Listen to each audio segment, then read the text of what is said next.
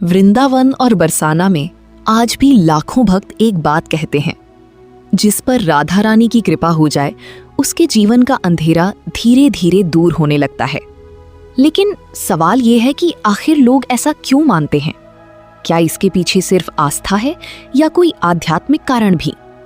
सनातन ग्रंथों और भक्ति परंपरा में राधा रानी को केवल श्री कृष्ण की प्रिय नहीं बल्कि करुणा और प्रेम की शक्ति माना गया है। राधा रानी को भक्ति की अधिष्ठात्री कहा जाता है। गौड़ीय वैष्णव परंपरा के संत मानते हैं कि श्री कृष्ण तक पहुंचने का सबसे सरल मार्ग राधा रानी की कृपा है। एक पुरानी कथा कहते हैं, बरसाना के पास एक वृद्ध महिला रहती थी। उसका बेटा बीमार था, घर में गरीबी थी और कोई सहारा नहीं था। वो रोज मंदिर जाती, लेकिन उसके मन में एक शिकायत थी। भगवान, मैं रोज पूजा करती हूँ, फिर भी मेरे दुख कम क्यों नहीं होते? एक दिन मंदिर के पुजारी ने उससे कहा, माँ, केवल मांगने से नहीं, प्रेम और विश्वास से राधा रानी को याद करो। उस महिला ने उसी दिन से शिकायत छोड़ दी।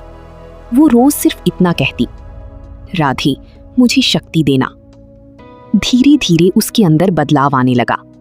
उसका डर कम होने लगा, मन शांत रहने लगा। कुछ समय बाद गांव वालों ने भी उसकी मदद करनी शुरू कर दी। बेटी की हालत सुधरने लगी। लोगों ने इसे चमत्कार कहा, लेकिन पुजारी ने समझाया, राधा रानी दुखों को जादू से खत्म नहीं करती। वे इंसान के भीतर उम्मीद, धैर्य और प्रेम जगा देती हैं। और जब मन मजबूत हो जाता है तो जीवन बदलने लगता है। सवाल के पीछे का आध्यात्मिक तथ्य। भक्ति परंपरा में राधे राधे नाम जपने को मन की शांति से जोड़ा जाता है। जब इंसान बार बार किसी पवित्र नाम का स्मरण करता है तो उसका मन नकारात्मक विचारों से हटकर सकारात्मकता और विश्वास की ओर जाता है।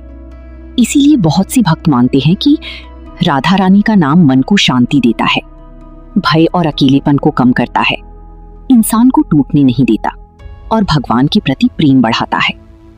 ही निष्कर्ष, इसीलिए कहा जाता है कि राधा रानी सारे दुख हर लेती हैं, क्योंकि वे केवल बाहरी समस्याएं नहीं बल्कि मन का दर्द भी कम करती हैं।